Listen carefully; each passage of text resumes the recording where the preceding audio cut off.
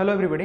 Last class हम लोगों ने देखा था कि सॉलिड स्टेट होता क्या है। सॉलिड स्टेट में सॉलिड के जो प्रॉपर्टी रहे होते हैं वो प्रॉपर्टीज़ क्या क्या रहे होते हैं और उसका गैसेस या फिर बोल सकते हो लिक्विड के साथ में किस तरह का मतलब बोल सकते हो कंपैरिजन है, यानी कि काइनेटिक एनर्जी वगैरह क्या क्या चीज़ें था उन सब के बारे में हम लोगों ने डिस्कस करा था। और वहाँ पर कंक्लूजन ये निकल करके आया था कि किसी भी मैटर का या फिर किसी भी सब्सटेंस का सॉलिड स्टेट में रहने के पीछे का रीज़न यही नहीं रहा होता है कि उसमें फोर्स ऑफ अट्रैक्शन क्या हो, ज़्यादा हो। कंस्टिट्यूएंट पार्टिकल के पीछे फोर्स ऑफ अट्रैक्शन ही क्या ही ज़्यादा होना जरूरी नहीं है। जैसे कि एग्जांपल के तौर पर हम लोगों ने बात करा था कि जो NaCl है वो आपके पास में वहाँ पर फोर्स ऑफ अट्रैक्शन तो ज़्यादा है, बावजूद इसके जो डायमंड है जहाँ पर कि आपके पास में फोर्स ऑफ अट्रैक्शन कम है, इसके बावजूद वो अच्छा सॉलिड है। तो दरअसल वहाँ पर रीज़न क्या था आपके पास में, अरेंजमेंट। ठीक है, क्या क्या रीज़न था, अरेंजमेंट था। उसके बाद हम लोगों ने ये देखा था कि जो आपके पास में बोल सकते हो क्या कि जो सॉलिड होते हैं उनके प्रॉपर्टीज़ वगैरह क्या होते हैं, क्या क्या चीज़ें रही होती हैं, उनका एप्लीकेशन क्या रहा होता है, क्यों हम लोग पढ़ते हैं और क्या पढ़ते हैं। अगर आप नहीं देखे हो तो मेरा लास्ट वीडियो जा करके आप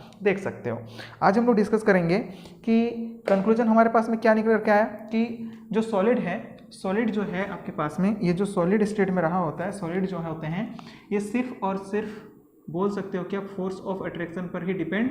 नहीं करता है। ऑल्दो डिपेंड अपॉन द,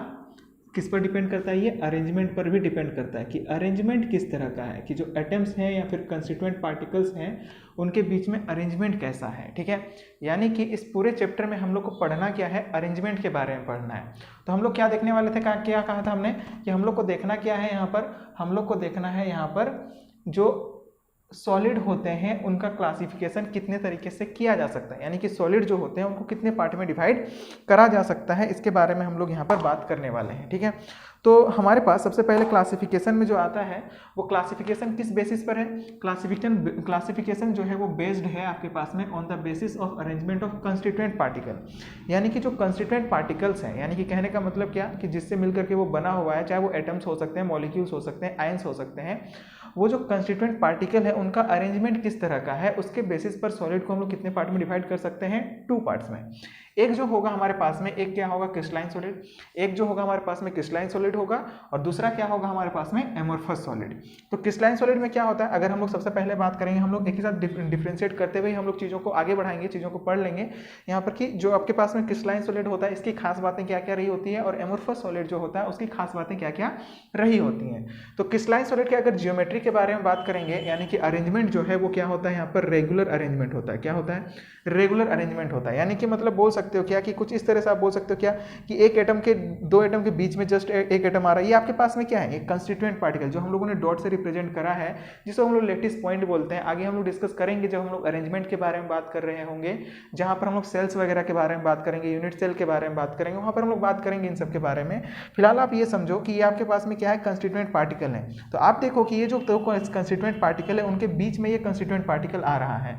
और ये जो रेंज है वो लॉन्ग रेंज के लिए होता है, यानी कि मतलब बोल सकते हो क्या लंबे रेंज के लिए, मतलब बोल सकते हो क्या मतलब क्रिस्टल में क्या होगा, एक वेल अरेंज्ड मतलब क्रिस्टल होगा, यानी कि मतलब रेगुलर अरेंजमेंट होगा लॉन्ग रेंज के लिए। ठीक है ना, जबकि वो जो होता है यानी कि एमोर्फस सॉलिड जो होता है यहाँ पर क्या होता है, इररेगुलर अरेंजमेंट होता है। क्या होता है, इररेगुलर अरेंजमेंट होता है of constituent particle for short range, यानी कि मतलब क्या है, कुछ दूर तक के लिए आपके पास में क्या होगा, रेगुलर अरेंजमेंट देखने को मिलेगा, फिर कुछ देर बाद फिर गायब हो जाएगा, यानी कि अरेंजमेंट फिर मतलब खत्म हो जाएगी। ठीक ना, कुछ इस तरह से यहाँ पर अरेंजमेंट रहा होता है। अब हम लोग नेक्स्ट हम लोग बात करेंगे, पहले इतना नोट कीजिए कि यहाँ पर हम लोग के पास में क्या है, रेगुलर अरेंजमेंट, और दूसरा क्या है यहाँ पर इररेगुलर अरेंजमेंट, और यहाँ पर लॉन्ग रेंज के लिए होता है, जबकि यहाँ पर क्या होता है, शॉर्ट रेंज के लिए होता है। ठीक है ना, और जो आपके पास में बोर्ड है, बोर्ड में यहाँ से डायरेक्ट क्वेश्चन पूछा जाता है। अगर बोर्ड में अगर ये चैप्टर रहा होगा तो बोर्ड में डायरेक्ट क्वेश्चन यहाँ से पूछे जाते हैं कि इन दोनों में डिफरेंसेस वगैरह क्या होता है, क्रिस्टलाइन सॉलिड या फिर एमोर्फस सॉलिड जो होता है इसमें डिफरेंस क्या होता है, इसके बारे में पूछा जाता है। तो नोट कीजिएगा, और उसके बाद बाद बाकी जो आपके पास में पॉइंट्स हैं उनको हम लोग डिस्कस करेंगे।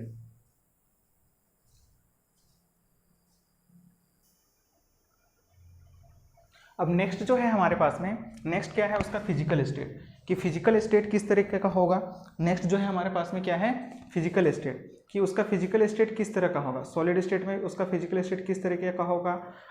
उसके बाद में आपके पास में एमोर्फस में किस तरह से होगा। तो फिजिकल स्टेट क्रिस्टलाइन सॉलिड में किस तरह का रहा होता है, आपके पास में हार्ड रहे होते हैं ये, और रिजिड होते हैं, हार्ड यानी कि कठोर होते हैं, और ये कंपैरेटिवली क्या होते हैं आपके पास में, सॉफ्ट होते हैं और उतने ज़्यादा रिजिड नहीं होते हैं। ठीक है, और ये जो होते हैं मतलब अगर हम दूसरा जो आपके प्रॉपर्टी के बारे में बात करेंगे, दूसरा प्रॉपर्टी क्या है हमारे पास में, isotropic and anisotropic nature, कि कौन जो है आपके पास में, कौन से सॉलिड सॉलिड आइसोट्रोपिक होते हैं, कौन से एन आइसोट्रोपिक होते हैं। तो जो क्रिस्टलाइन सॉलिड होते हैं वो क्या होते हैं, एन आइसोट्रोपिक इन नेचर रहे होते हैं। दरअसल एन आइसोट्रोपिक का मतलब क्या होता है, तो एन आइसोट्रोपिक का मतलब होता है different physical properties observe from the different direction, यानी कि जो डिफरेंट डायरेक्शन से अगर हम लोग डिफरेंट तरह के फिजिकल प्रॉपर्टी का मतलब बोल सकते हो मेजरमेंट करेंगे तो डिफरेंट डायरेक्शन से डिफरेंट तरह के निकल करके आते हैं, यानी कि ये क्या होते हैं एन आइसोट्रोपिक। वेल अरेंज्ड होने की वजह से यहाँ पर डिफरेंट फिजिकल प्रॉपर्टी ऑब्जर्व होते हैं डिफरेंट डायरेक्शन से, जबकि वो जो होते हैं आइसोट्रोपिक इन नेचर रहे होते हैं। अब आइसोट्रोपिक का मतलब क्या है, same physical property from the different direction, यानी कि डिफरेंट डायरेक्शन से फिजिकल प्रॉपर्टी के मेजरमेंट करने पर सेम तरह का ही फिजिकल प्रॉपर्टी निकल करके आता है, ठीक है। तो कहने का मतलब क्या, आप इसको एक एग्जांपल के तौर पर ले सकते हो, जैसे कि डेली लाइफ में हम लोग के पास में एग्जांपल के तौर पर हम लोग क्या क्या ले सकते हैं, जैसे कि कोई आप क्राउड मान लो, भीड़, ठीक है ना। तो क्राउड में क्या होता है आपके पास में, आप जिधर से भी देखोगे भीड़ जो है कुछ एक तरह का ही दिखता है, और वहाँ पर शॉर्ट रेंज में रहा होता है, जैसे कि हम लोगों ने बात करा ना कि ये क्या होते हैं शॉर्ट रेंज के लिए होते हैं, कुछ दूर तक लाइन तक है, फिर लाइन फिर ब्रेक हो गया, कुछ और ग्रुप हो गया, ठीक है, कुछ उस तरह से आपके पास में रहा। कोई मेला वगैरह का इमेजिनेशन कर लो ना आप, ठीक है, कि आप डिफरेंट डायरेक्शन से देखोगे तो भी आपके पास में क्या होगा, सेम तरह का देखने को मिलेगा, यानी कि मतलब क्या है, डिफरेंट डायरेक्शन से देखने पर हमको सेम तरह का फिजिकल प्रॉपर्टीज ऑब्जर्व होगा। जबकि इसके एग्जांपल में हम लोग क्या ले सकते हैं, जो असेंबली लाइन जो लगाते हैं, एक तरफ क्या है लड़कियां खड़ी हैं और दूसरी तरफ क्या है लड़के खड़े हैं, ठीक है ना। तो आप डिफरेंट डायरेक्शन से देखने पर डिफरेंट तरह के फिजिकल प्रॉपर्टी ऑब्जर्व होगा। जैसे कि लड़के की तरफ से खड़े होकर के देखोगे तो आप पहले आप लड़कों को देख पाओगे, लड़कियों की तरफ से खड़े होकर के देखोगे तो लड़कियों को पहले देख पाओगे। तो डिफरेंट डायरेक्शन से डिफरेंट तरह के फिजिकल प्रॉपर्टी ऑब्जर्व किए जाएंगे, किस तरह के सॉलिड में, क्रिस्टलाइन सॉलिड में, ठीक है। तो ये हो गया आपके पास में और दो जो प्रॉपर्टीज हैं, इसके अलावा फिर और दो बात कर लेते हैं।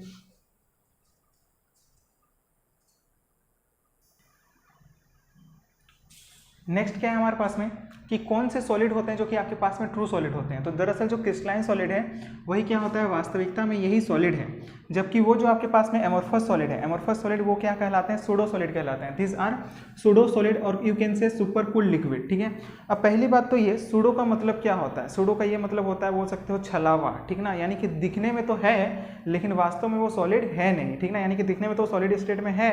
लेकिन वो वास्तव में अच्छी तरह का सॉलिड नहीं है, मतलब बोल सकते हो क्या वो अच्छा सॉलिड नहीं है, या फिर बोल सकते हो क्या छलावा वाला सॉलिड है, यानी कि दिख रहा है लेकिन वास्तव में वो है नहीं, कुछ इस तरह का मीनिंग होता है आपके पास में सूडो का, ठीक है ना। और इस वर्ड का हम लोग बार बार यूज करते हैं, जब हम लोग डी ब्लॉक में भी बात करते हैं और डिफरेंट जगह पर हम लोग बात कर रहे होते हैं। तो सूडो का मतलब आप समझ लो कि सूडो का मतलब क्या, कि जो दिखता है वो है नहीं और जो नहीं दिखता है उसी को हम लोग को क्या करना है, यहाँ पर देखना है, ठीक है ना। तो अब क्या है हमारे पास में, जो ये क्या क्यों सूडो सॉलिड या फिर सुपर कूल्ड लिक्विड क्यों कहे जाते हैं, इनको सुपर कूल्ड लिक्विड भी कहा जाता है। सुपर कूल्ड लिक्विड मतलब क्या, सुपर कूल्ड लिक्विड का मतलब क्या है, टेंडेंसी टू फ्लो, यानी कि जो जिस तरह से आपके पास में लिक्विड में फ्लो करने की, बहने की टेंडेंसी होती है, उसी तरह की टेंडेंसी आपके पास में एमोर्फस सॉलिड में भी रही होती है। जैसे कि एग्जांपल के तौर पर हम लोग क्या बात कर सकते हैं, ग्लास पेन्स, जो ग्लास पेन्स लगे होते हैं विंडोज वगैरह में, डोर्स वगैरह में, वो क्या करते हैं, स्लाइटली थिकर हो जाते हैं, यानी कि समय के साथ, समय बीतने के साथ साथ जो ग्लास विंडो के जो ग्लासेस हैं वो क्या हो जाते हैं, जो बॉटम वाला पोर्शन होता है, फिर निचला हिस्सा जो होता है वो निचला हिस्सा क्या हो जाता है आपके पास में, थिकर हो जाता है, मोटा हो जाता है। तो थिक होने के पीछे का रीजन क्या है हमारे पास में,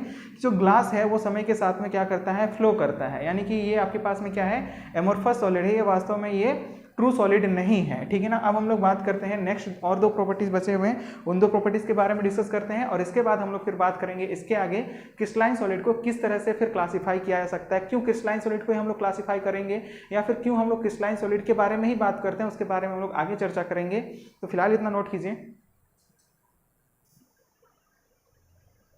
अब नेक्स्ट क्या है हमारे पास में, नेक्स्ट क्रिस्टलाइन सॉलिड में एक्सटर्नल फॉर्म किस तरह का होता है। तो एक्सटर्नल फॉर्म किस तरह का होता है कि जब हम लोग काटते हैं उसको, when cut with sharp edges tool, जब शार्प एजेस टूल से हम लोग उसको कट करते हैं तो जो न्यूली जनरेटेड सरफेस होते हैं, यानी कि जो न्यूली जनरेटेड टू पीसेस होते हैं, उनका जो सरफेस होता है वो सरफेस कैसा होता है, प्लेन और स्मूथ होता है। क्या होता है, प्लेन और स्मूथ होता है, जस्ट लाइक दिस बोर्ड, ठीक ना, यानी कि बोर्ड की तरह क्या होगा, एकदम बोल सकते हो बोर्ड का सरफेस जिस तरह से है, या फिर मतलब बीच में से कट किया जाएगा तो न्यूली जनरेटेड जो सरफेस होंगे वो न्यूली जनरेटेड सरफेस क्या होंगे, बिल्कुल ही क्या होंगे, स्मूथ होंगे, यानी कि मतलब उसका जो सरफेस होगा एकदम क्या होगा, प्लेन होगा, मतलब बोल सकते हो स्मूथ होगा, प्लेन होगा, ठीक है। लेकिन वहीं पर अगर एमोर्फस सॉलिड को क्या किया जाएगा, शार्प एजेस टूल से क्या किया जाएगा, शार्प एजेस टूल मतलब क्या, जैसे कि कोई हो गया नाइफ वगैरह हो गया जो कि मतलब बोल सकते हो काफी ज्यादा क्या है, शार्प है, ठीक है ना। उस शार्प एजेस टूल से क्या किया जाए, अगर एमोर्फस सॉलिड को कट किया जाएगा तो न्यूली जनरेटेड